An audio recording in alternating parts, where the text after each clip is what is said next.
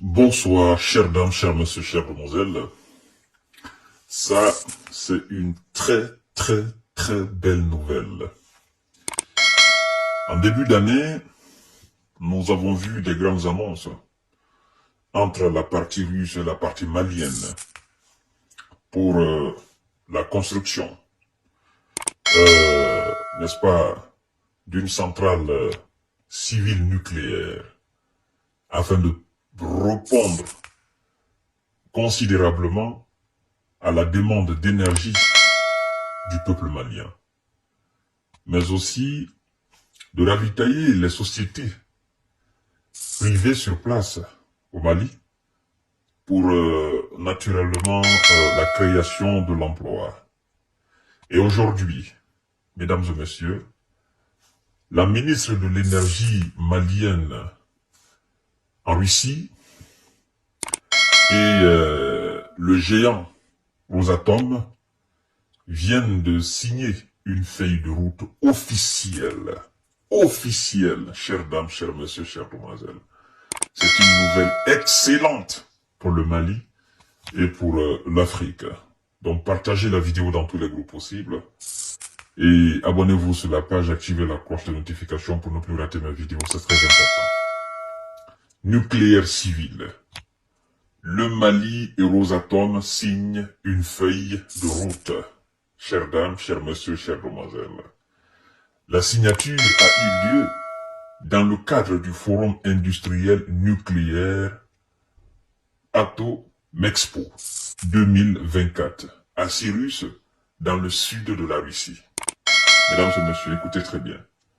Le document a été signé par le directeur de Rosatom lui-même, Alexeïd Mikachev, et la ministre malienne de l'énergie et de l'eau, Bintou Kamara.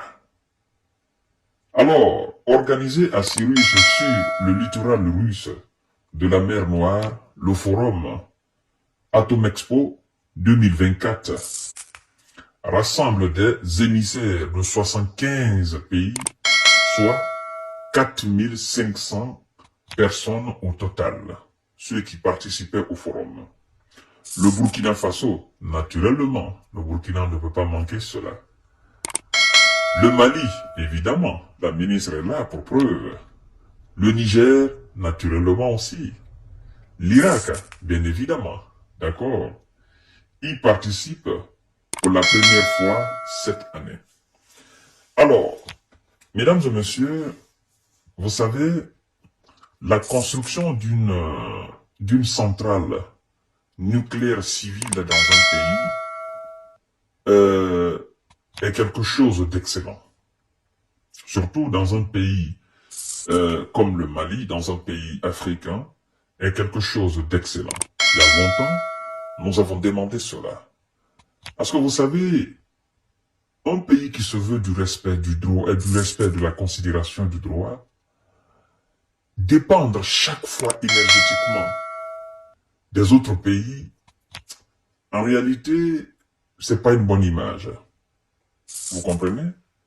Parce que, à tout moment, il peut y avoir des problèmes, des discordes entre deux États, comme nous avons constaté entre le Nigeria et le Niger. Vous voyez, dès qu'il y a eu des problèmes, directement, le Nigeria de Bola Tinubu a déconnecté cette partie du Niger qui était connectée sur la ligne haute tension du Nigeria. Parce que le Nigeria fournissait à cette partie du Niger les 70% de la population. Vous comprenez? Et donc, M. Bola Tinubu n'a pas hésité à déconnecter le Niger, n'est-ce pas, du Nigeria en matière d'électricité. Et donc, ces petits moments, ces une semaine, 2 semaines, ça a énormément fatigué les populations. Bon, n'eût été alors l'énergie liquide, c'est-à-dire le gaz et le pétrole qui est exploité au Niger, la population allait souffrir. Mais avec la bonne politique du général Abdourahmane Tiani, de satisfaire d'abord le peuple en carburant, ça a beaucoup diminué la souffrance du peuple en termes d'énergie. Donc, chaque pays dans les conditions normales doit se battre pour avoir son indépendance énergétique. C'est très très important. Très très important. Et je crois que cette signature de feuille de route entre la Russie et le Mali, ça va énormément changer, n'est-ce pas, le visage du Mali en termes d'énergie.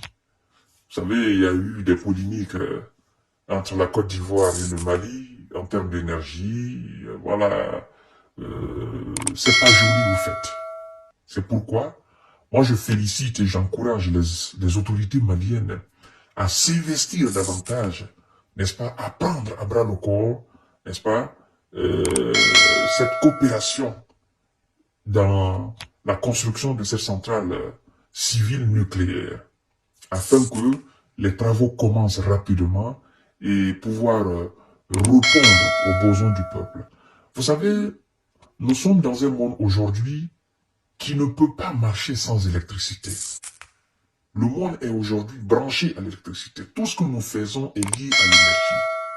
Et quand on vous dit que l'énergie manque dans votre pays, c'est comme si le pays tourne au ralenti. Les ordinateurs, le téléphone, tout marche aujourd'hui avec de l'électricité. Sans électricité, le monde moderne, on ne peut pas vivre. Vous comprenez?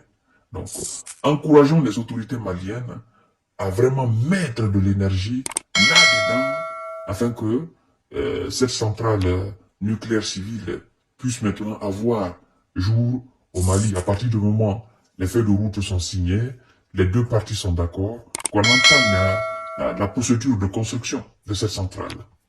Merci beaucoup, chères dames, chers messieurs. C'est cette information que j'avais à vous donner. Vous partagerez la vidéo dans tous les groupes possibles. Ça s'est passé aujourd'hui. Et je vous souhaite une excellente nuit. À demain.